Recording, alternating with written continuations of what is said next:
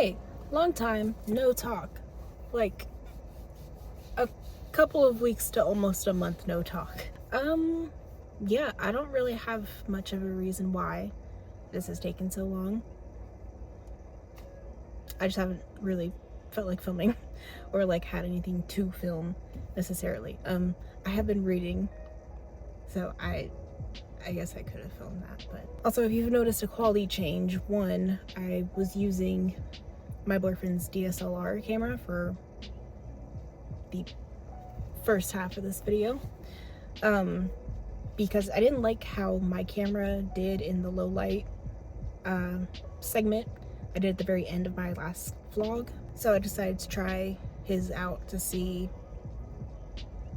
how I liked it, and it's pretty good. And he never really uses it that much, so I guess I could just use it for like filming and stuff. Might still use my regular camera. As of right now, I'm using my iPhone because I'm sans purse, and also I'm gonna try to attempt to vlog outside the house today. But yeah, I will provide a reading update. The last I filmed, I finished The Night Circus, which was really good. Just a very like visually stunning, like I know it's a book, so like there's nothing like physically there, but imagery wise it was very beautiful. I wasn't really, I don't know, the romance to me was kind of secondary to everything else that was going on in the book. The blurb on the back talks about like the romance being a big thing, but nothing really happens till like halfway through the book with them. Once it did happen, I did enjoy them, but I just feel like there was a lot more other stuff going on that was more important.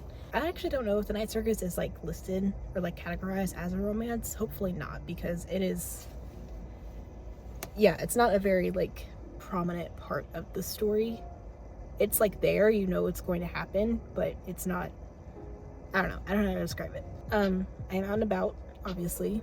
I'm wearing blush, but I am also getting hot because I had to turn off my car so that my phone wouldn't shake. It's fucking hot in Texas right now.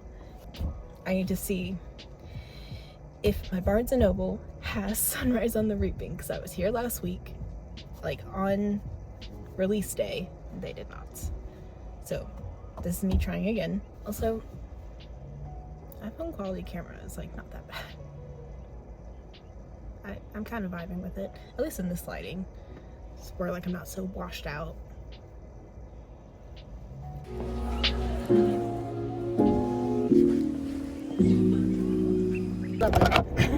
It's not fucking there.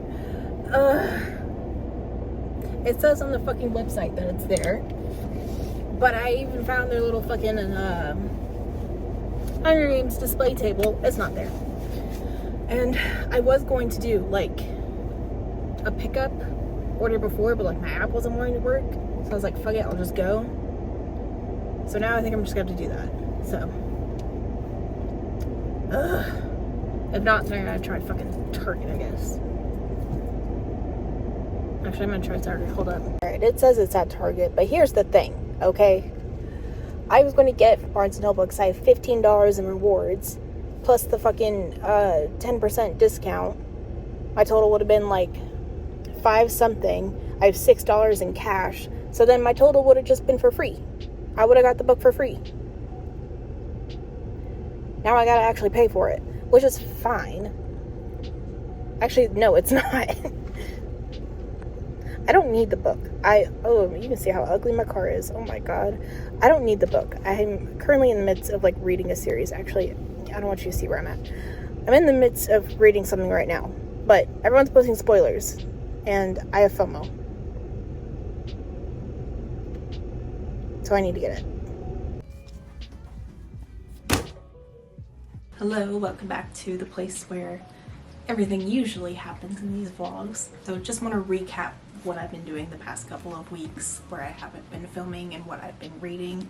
Obviously, I finished The Night Circus. This was in my wrapped up TBR. I'm really glad this was the first one I picked, and I was able to get through it somewhat quickly. Yeah, I talked about it a little bit a second ago, but it just is a really great book about magic. That's really my best way to describe it. You know, romance obviously is a important part of this book, but go into it for the magic. Like, if you want to pick up this book, like, go into it for the magic and to be, like, wowed and dazzled. Also, like, I remember on TikTok one time, I saw someone describe this book as, like, no plot, just vibes. There is plot, but it is just mostly vibes. But it's a great story. It's a great story, especially if you are a storyteller. It's very inspiring, I'd say. And the book that I picked up after it should have been something else on my TBR, but instead it was Shatter Me, which technically was on my TBR. I said that I got it as like a palette. Well, I didn't get it as a palette cleanser. I just got it because it was free. But yeah, I kept looking at it because it was sitting on my desk, and I was just like, you know what? It's a pretty good length. I feel like I can finish it pretty quickly, and I did. And I really enjoyed it. I like characters who are not great in the mind. I like characters that are like seemingly very far gone. Whether that's like they're a villain and they're just like balls to the wall crazy, or that they are like a protagonist and they are just dealing with a lot of shit. With like crazy villains and, you know, just being like not caring and just being evil for the sake of evil, I'm like, that's hot. Like, that's sexy. Yeah, it's just I find those characters like interesting. I don't know, they're fun to me. But characters that are, you know, severely depressed and how do I put this? I don't really know like how to word my thoughts, but there is a certain like catharsis I find in those characters, ones that like are just very much like in the throes of depression and whatever else they have going on that is very specific to their story. Juliet, I adore her. I love her. She is a character who, despite all circumstances, wants to be good and tries desperately to be good and just really desperately wants to be loved. And it's so tragic and heartbreaking, but God, it's so good. I did read the novella that takes place in between the first and second book on my Kindle. I bought it for like $3. Destroy Me. I had to look up what it was. Which is told from Warner's point of view, which that was very enlightening because I was reading the first book and everything I've heard of from Shatter Me, I never hear anything about Adam. And he's like kind of the co-protagonist in the first book. I never hear anything about Adam. I always hear stuff about Warner. And I was like, what is it about him that people love? Because I'm reading the first book and I'm like, it doesn't really seem that redeemable. Like, obviously, like, anything could happen. But reading the novella, Destroy Me, I was like, oh shit. And like all the stuff that he's kind of keeping from Juliet, whether it's to like uphold this facade to his men around him, to her, or it's because he's trying desperately to like see some like mirror image of himself in her. It was very compelling. I do think his like love for her is just a bit borderline obsession. I think, like Juliet, Warner really wants to be loved, but he has no basis of what that is. So it's coming out in very unhealthy ways, obviously. But it's good so far, and I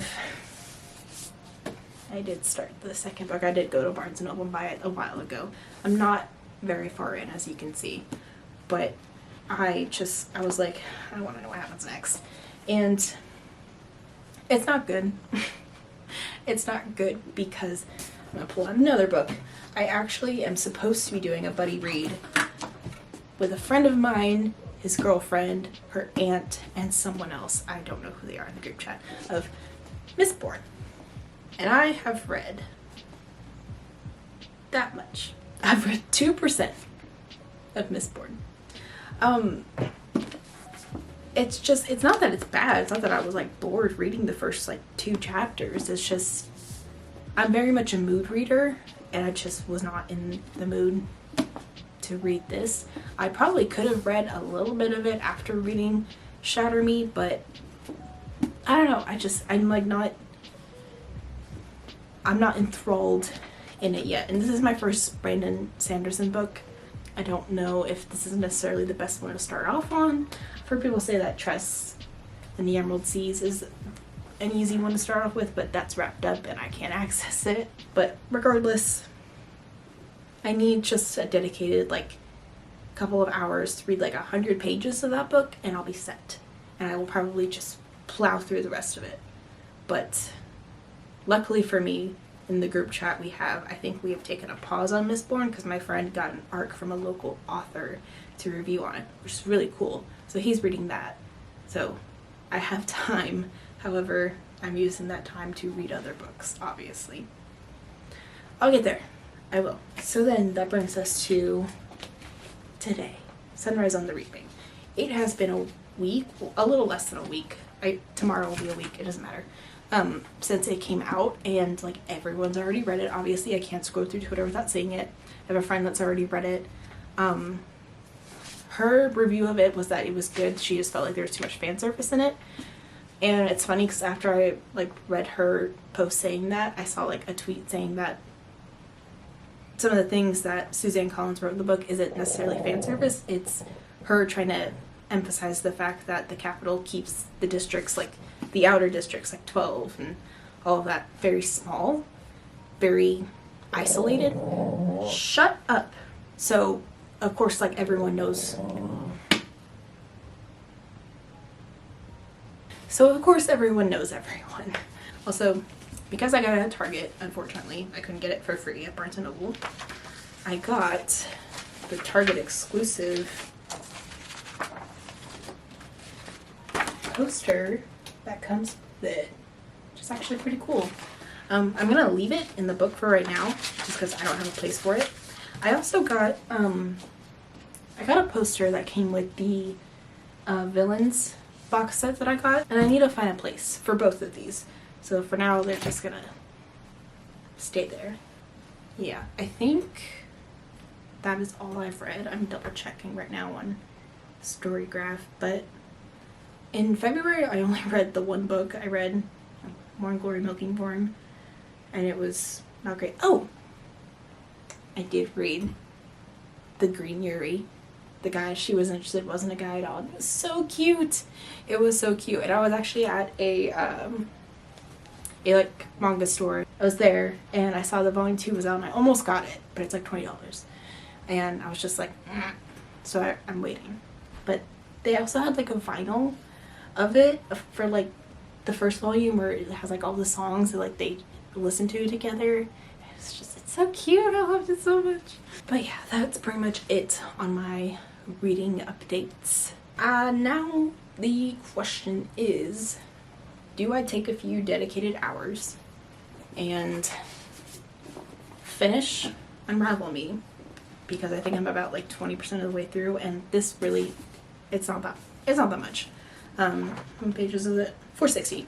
Yeah, that's not that much. I could get to about like half at least, or at least like 2/3 of the way through it. Or do I spend a couple of hours and just like plow through Sunrise so that I'm caught up with the rest of the world? To be honest, I'm leaning more towards finishing Unravel Me just because I'm already in the middle of that and I want to stick with it for right now. I know I'm going to want to read the novella that comes after it though, but I'm going to hold off.